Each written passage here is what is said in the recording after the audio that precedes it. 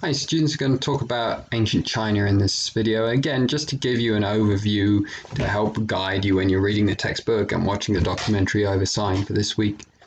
We see Neolithic settlements developing in China again around 5000. By around 5000 it seems as though 5000 BCE, it seems as though we have established post-Neolithic settlements.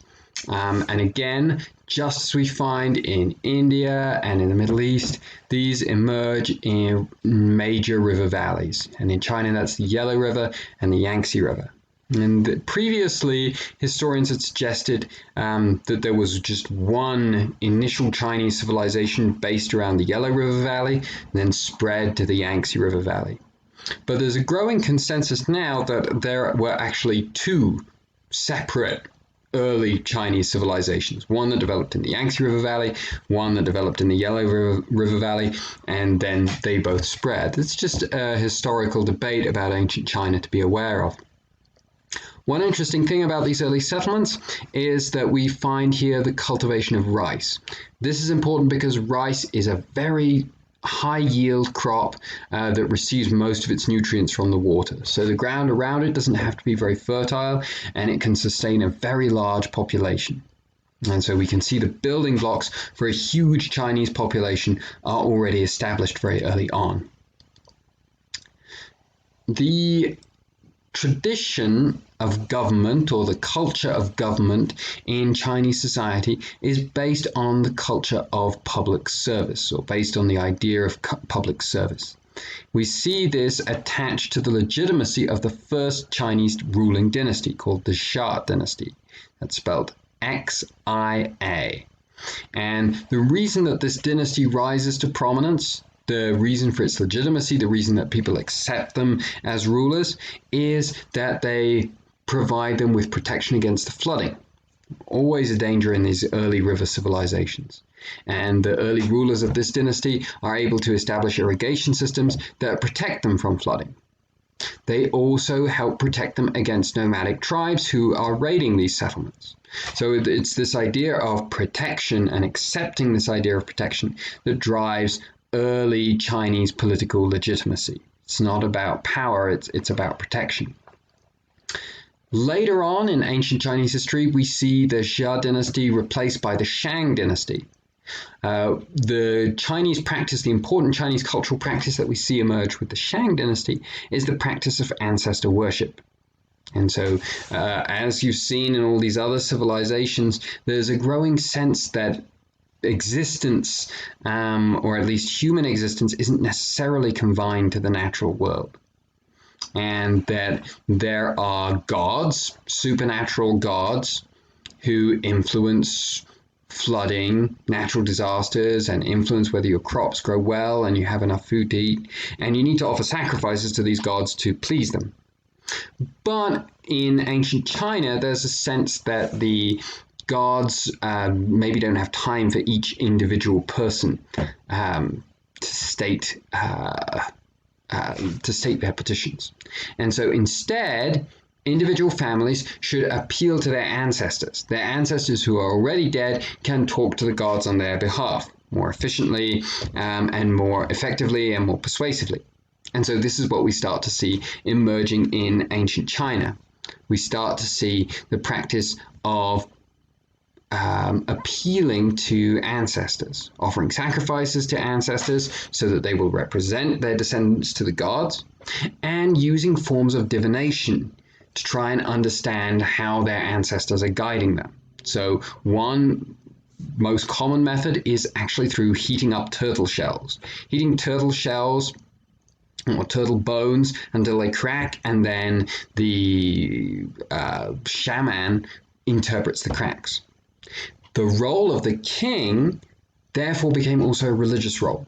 Aside from irrigation, aside from protecting settlements from enemies, the king was also seen as the best at conducting ancestor worship. He was the one who could interpret these rituals the best and tell what instructions the ancestors were giving to their descendants, the deceased ancestors were giving to people living on earth. And so this became part of the role of the king as well. Around 1046, we have a new dynasty that comes to power in China. This is called the Zhou dynasty. That's Zhou. And the Zhou dynasty comes to power in 1046. There are some interesting similarities between the Zhou dynasty and the Aryans. Both come from further north, both are initially nomadic, both introduced the practice of the domestication of the horse into China and India, and the chariot is the weapon by which they come to power. The Zhou are also like the Aryans in that they codify the practice of writing in China, and that they develop the use of iron. So iron, writing, and the domestication of the horse, these aspects of Chinese civilization are at least developed, if not introduced by the Zhou, in the same way that we see them developed or introduced by the Aryans in India. The Zhou also contribute to the religious nature of Chinese society, and that's the idea of the mandate of heaven. And basically it's building on what the Shang had already taught. The idea that the king has a mandate from heaven to govern.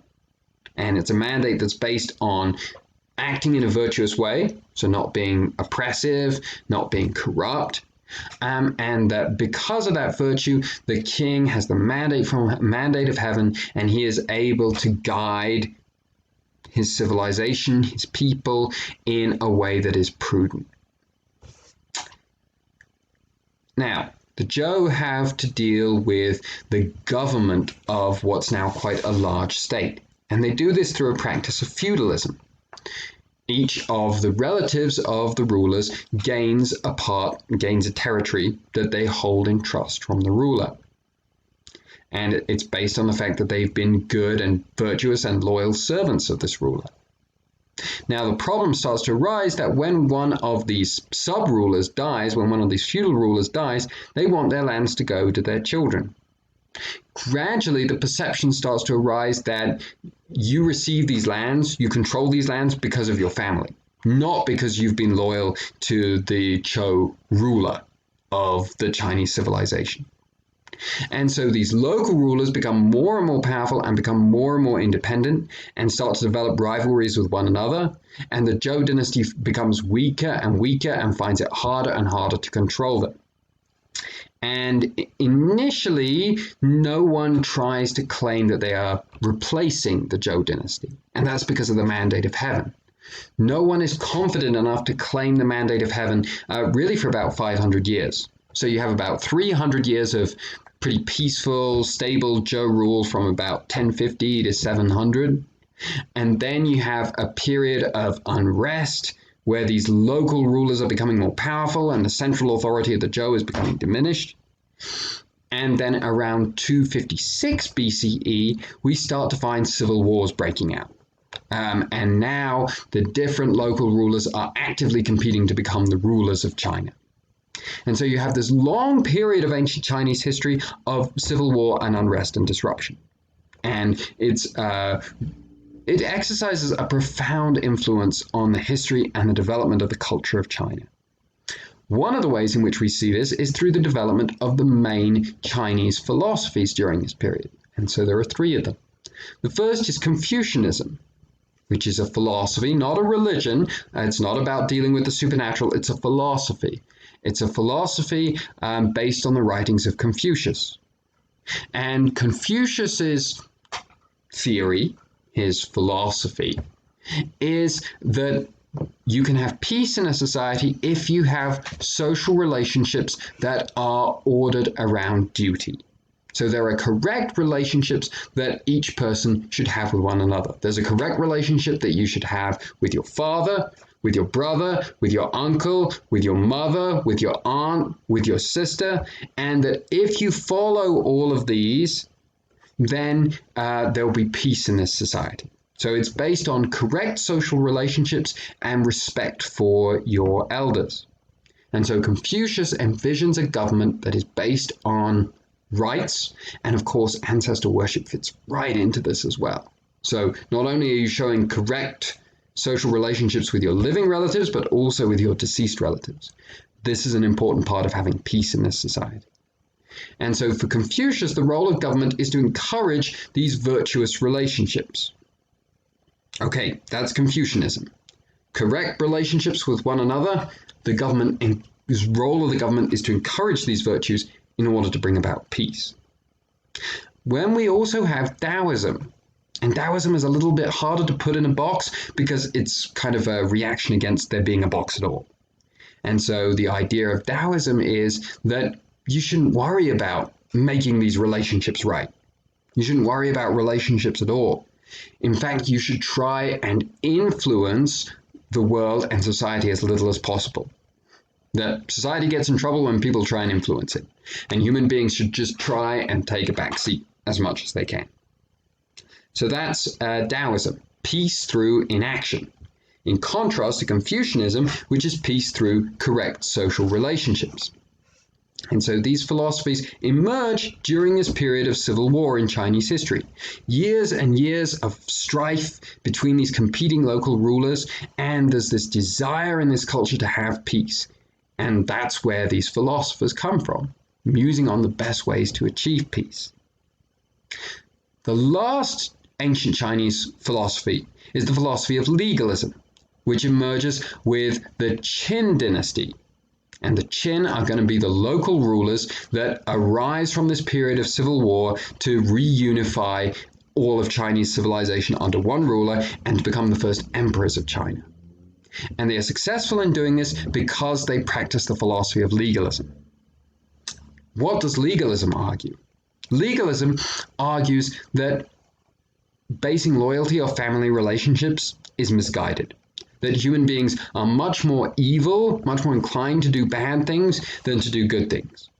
And therefore you shouldn't be influenced by sentiment, by family, and instead you should have a purely meritocratic system. You should have a meritocratic system, and you should have a very powerful government that can frighten people into not being disobedient. And so one of the reasons the Qin are able to be successful in unifying China is by taking a very totalitarian approach to both government and to fighting war. And so they do things like massacring all their prisoners rather than allowing them to ransom themselves and let them go in order that these people can't fight against them again. And so it comes across as pretty brutal. But remember, in history, we try and understand why people do things that seem counterintuitive to us. For the Qin, this comes out of this period of civil war. And there's a sense of, well, we've tried these other philosophies, it hasn't worked. We need something that's more strict, that's more brutal, otherwise there's just going to be continued civil war. Nevertheless, this idea of going against family ties, which are really important in Chinese society, is very unpopular.